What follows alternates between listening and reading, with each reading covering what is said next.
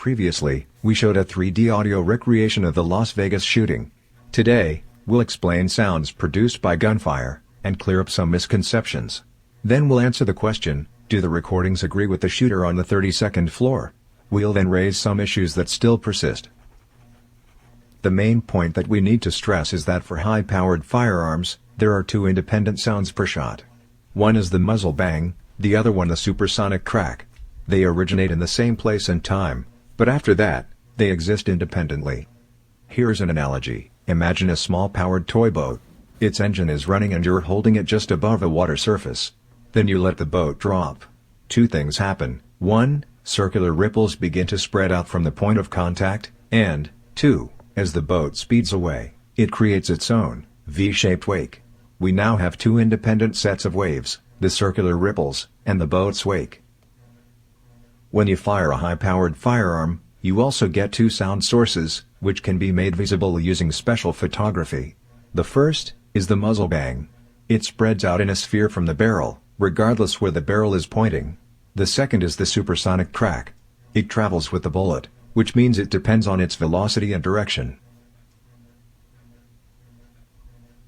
The V-shaped wake, which travels with the bullet, is made of compressed sound waves.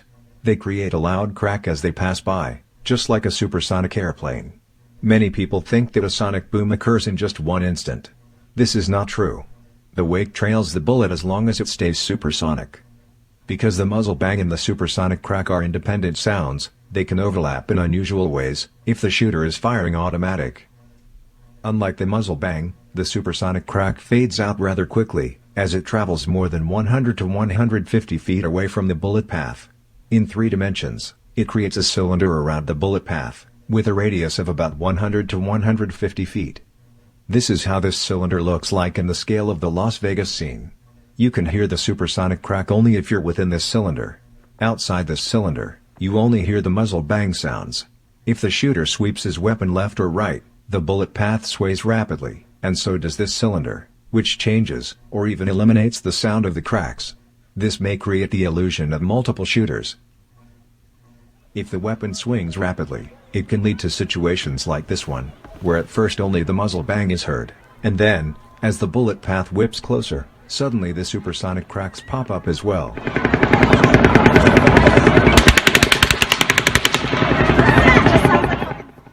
This sound is perfectly consistent with a single shooter swinging the weapon rapidly left and right.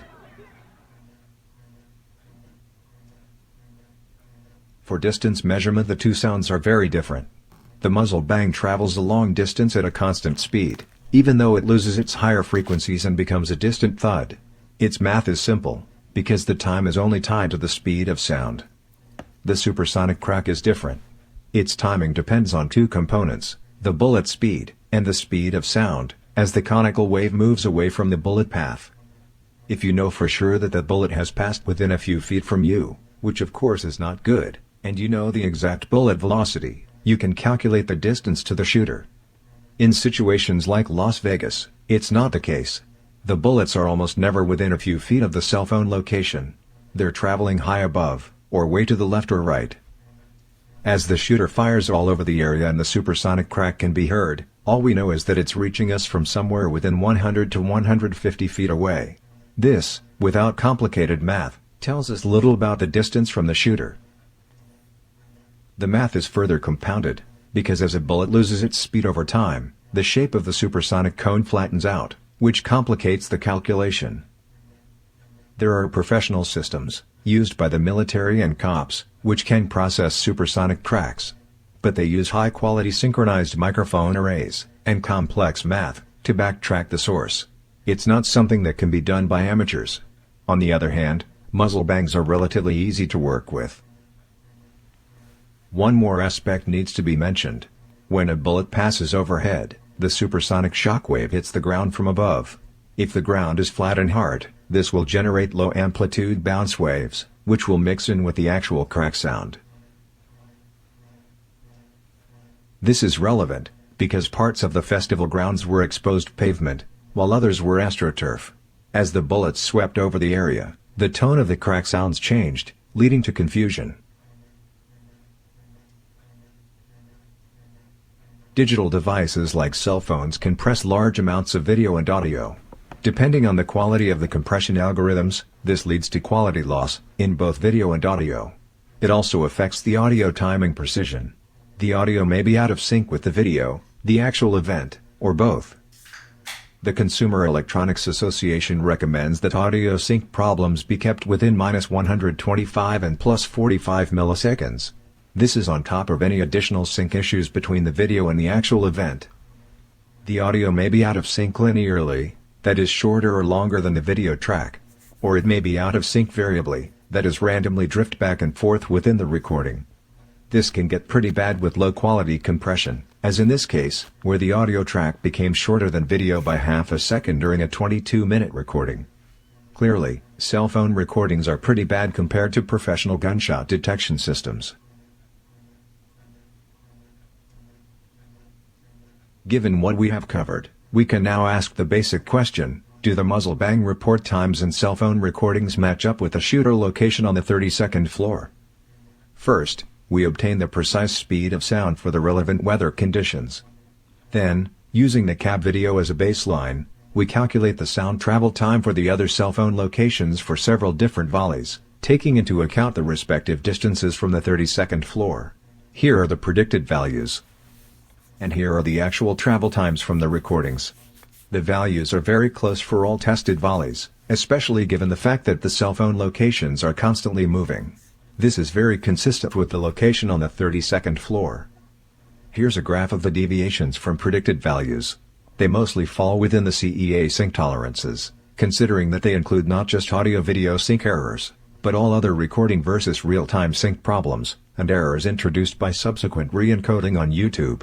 The Angel phone seems to be the worst in sync quality, while the Babe is the best. The Angel has other issues, such as a persistent hum throughout. Now a question.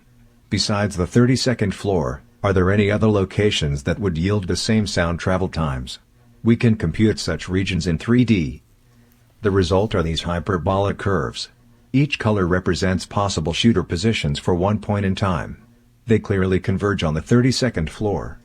Other than the 32nd floor, these locations are refuted by cell phone videos. The location above the roof, by the video shot from the roof lounge, the palm trees in front of the hotel by the cabbie video on her way out. Those commenting on the Las Vegas gunfire often use the word echo. Actually, distant echoes, as opposed to local reverb, play very little role. For a clear echo to exist, there must be a large, mostly flat obstacle, preferably perpendicular to the sound source. Looking out of Mandalay Bay towards the festival, there are no such surfaces nearby, only looking due north. Because of this, only the cab video, due to its location, has some large-scale echoes. There are almost none in the festival area, besides possible ground echoes of the supersonic bangs. Here's a visualization of echoes bouncing off the Mind Freak building and hitting the cab. It's slowed down to make it easy to follow.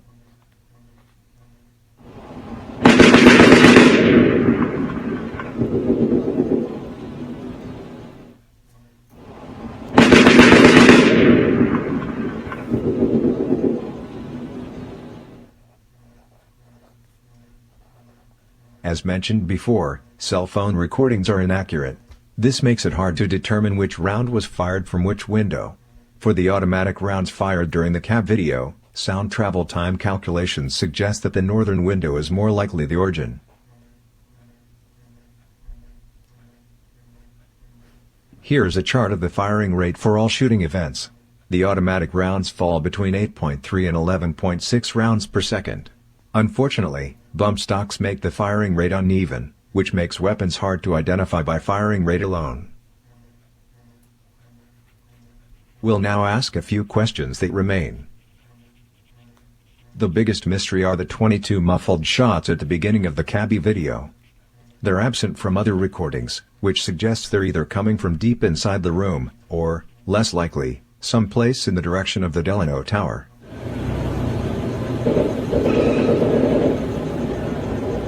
Now it sounds like it's coming from farther away. How do these shots relate to the encounter with the security guard Jesus Campos? The latest timeline claims that Campos had engaged the shooter before the massacre started, and that he had been met with 200 rounds of gunfire, with no other exchanges thereafter. So who is Paddock shooting at, 5 minutes into the massacre? Someone else? Is he laying down suppression fire to pin down anyone in the hallway, even though he doesn't see anyone specific? Or is this the encounter with Campos? If so, Campos is wrong on the timeline.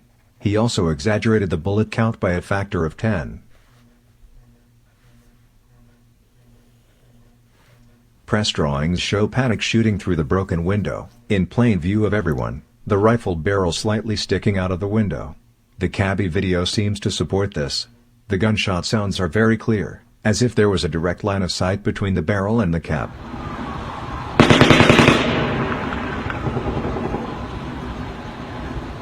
In the reconstructed 3D scene, we see that Paddock indeed would have seen the cab if he leaned out of the northern window. But this shooting stance can't be true, as the muzzle flash would have been clearly visible. We don't see it in any video. Paddock could have hidden behind the curtains, perhaps leaving a small opening. This would probably damage the curtains and cause all shells to land in the room. But Paddock fired about 1,070 rounds, and we see only 108 shells in the crime scene photos, just about 10%. 960 shells seem to be missing. Are they piled up behind the curtains? Paddock couldn't have easily kicked them out of the window, as the window frame rises an inch or two above the floor.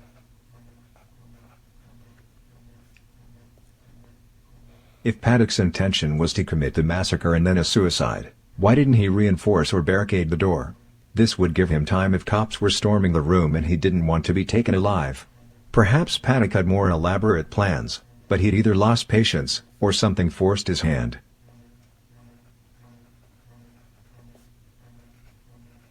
The shooter had plenty of ammo left and 23 weapons, so why did he stop shooting? Perhaps the last burst of gunfire provides a clue. It ends in a strange stuttering slowdown.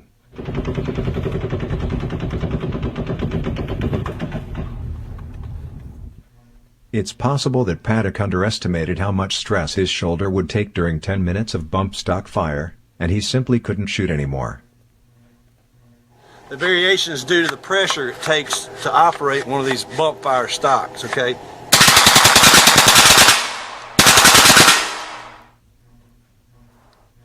This concludes part 2.